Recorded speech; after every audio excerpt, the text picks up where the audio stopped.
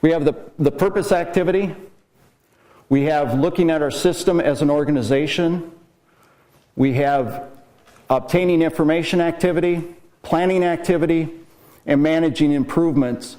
And this section here refers to what we call a family of measures, looking at measures that are more than just financial. Joe, as a business owner, has relinquished a lot of responsibilities over the years. The purpose statement ain't one of them. This is a document that he constantly is reviewing, constantly keeping it current, make sure that it is reflective of who we are as an organization. His expectation is that everybody is trained on our purpose statement. It's not just something that hangs on the wall. Everybody is trained on it. We use it to make decisions on a regular basis. Let's see. Milwaukee, another snow storm. Roads are slick. We got to the office, but the roads weren't getting any better. And our director of operations comes to Joe, actually, and he says, Joe, not sure if we should send our trucks out today. He said, the roads are pretty crappy. They're not supposed to get any better. We got customers looking for product. What do I do? Any idea what Joe's response was?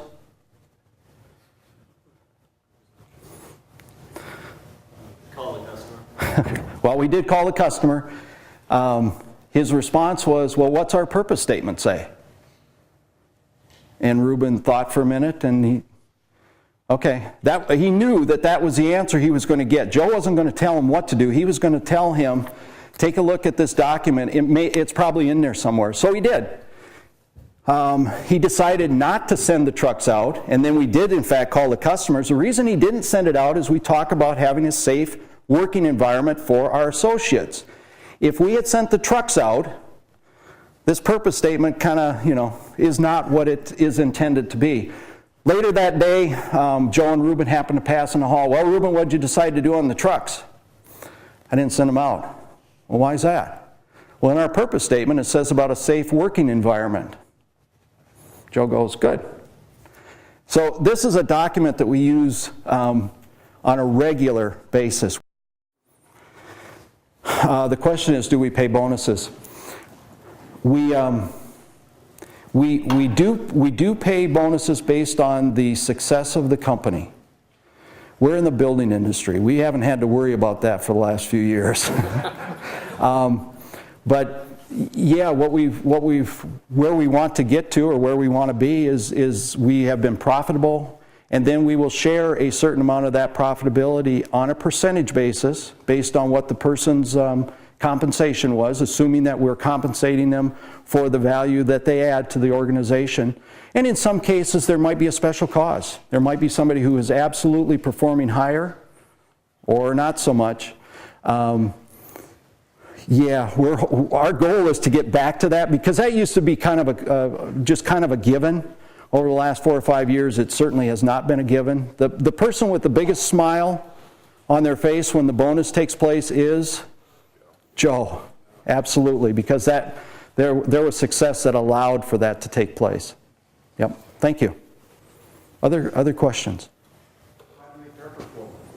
How do we evaluate their performance?